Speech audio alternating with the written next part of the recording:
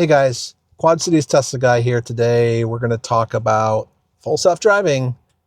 It truly is amazing, but I'm going to give you 5 little simple hacks that could make your experience even better. Now, full self-driving isn't perfect by any means, and maybe that's why it's still called supervised. But what I'm going to do is I'm going to walk you through some things you can do with navigation, speed profiles, your turn signals, waypoints, lots of little tricks that you could use to make the experience even better. So let's get into it and let's talk about 5 FSD hacks. Okay, let's start with navigation first. So it's not always perfect. So let's say that we want to go to the power wash here. You can see right away, you get these 3 directions that you can take. So you have this route, you have this route, and you have this route. Now, maybe those are not the routes that you want to take, but you do get these 3 selections, and it usually gives you the quickest route first. One of the things that's really important when you first pick a route is also pick your destination information. So pick your parking or curbside, pick your street or driveway, whatever the options are that you want to use when you get there. Make sure you select those first because you don't want to get to the destination and have it park in the street when it could be parking in a driveway. So next, let's talk about parking. So let's go ahead and remove that. And let's say that I'm going over here to this Hy-Vee. Now I could just say I want to go to the Hy-Vee. So for instance, here's the Hy-Vee. If I want to see like points of interest, I can bring that up. And then I can say, okay, I want to go to this Hy-Vee. So I'm going to select Hy-Vee, Delhi, let's say, and I can select to go to route, right? So here now it gave me multiple choices. I'm going to probably want to go this route, but I could go this route as well.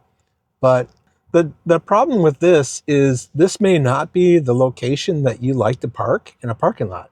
So you can pick a different location. So let's say that I end that trip and maybe I like to park back here by the ATM or something. I can set that as my destination and then navigate to there. Now you can see it's a little bit different. Now it's going to take me as close as it can to that pin. Now it's not perfect. And you can also do things like, let's say that I want to park here, but it's not just a parking spot that I like, but it's maybe a favorite parking spot of mine. I can actually add it to my favorites and give it a name, and then it will be in my favorites for future routing. Dropping a pin or making it a favorite is one of the best ways to navigate to a parking lot and to go exactly where you want. So the next thing you can do is sometimes you're going down a road, you're familiar with the area, but maybe you don't want to go the exact way that the navigation is taking you. For instance, let's say that I'm going to this location here and I go by this road and I know I want to go across 34th Avenue. I could turn my signal on right here and see if that would work and see if it will actually cut me through on that road. Now, it's not always perfect and may not honor your wishes, but turning the signal on might even like fight you and turn the signal off and keep going in the direction it's going. And then you turn the blinker on again, it just turns it off. So sometimes it just doesn't work. So you may have to just disengage for like a couple seconds, make the turn, and then re-engage FSD. I know nobody wants to disengage FSD. It's what's the point, right? But sometimes you just have to take over and go the route that you want and force navigation in the direction that you want to go. Now, one of the things that I often run into is that when I'm driving along the road, FSD is not seeing the signs, or I'm not even sure if it can see the signs, but sometimes you're maybe in hurry mode and it doesn't realize that the speed limit just dropped and it still shows on the screen like 45, but it's actually a 35 zone and you are going 50. You may want to just change your speed profiles down to like standard, chill, or sloth, and that will slow the vehicle down. And then you can just bump it back up to like standard or chill to basically get to a comfortable speed that you're okay with using. Okay, let's talk about the last tip that I can give you. So sometimes when you're driving on a route, maybe that route isn't perfect. Maybe it's partly right. You get most of the way to your destination, but then as you get closer, you realize it's going to do some kind of weird routing that you wouldn't expect.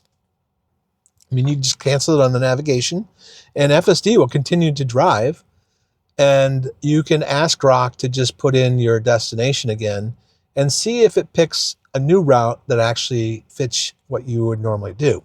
Now, once again, if none of those routes are perfect, you can always pull over to the side of the road, especially on a long trip, and you can set waypoints, and that will help as well with getting to your destination the way that you would prefer to take the route.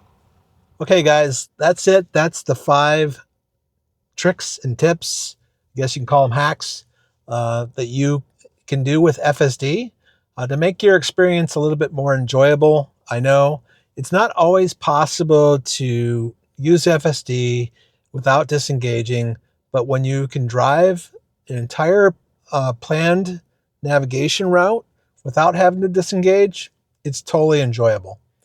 I've used it several times to go a couple hours away, or even, 5-10 minutes away, and never had to disengage. But there are times that you do have to do this. You have to actually supervise your vehicle. You have to pay attention to what's going on around you. Be safe, please. Anyway, if you like this video, please comment, like, and subscribe. It's viewers like you that really kind of keep my channel going and continue to grow. And if you're looking to buy a Tesla, you can go to qcteslaguy.com, and there's a referral button at the top of the page, and that will get you 3 free months of full self-driving when you purchase a new vehicle or lease a new vehicle from Tesla. It's totally worth it for the 3 free months. Go ahead and use my referral code, but if you have somebody else's, that's fine as well. Either way, if you haven't seen my previous video about Tesla Summon, is it really like Robotaxi? I used it in 14.2.2.5 to drive around a parking lot. You should check it out. It was pretty cool.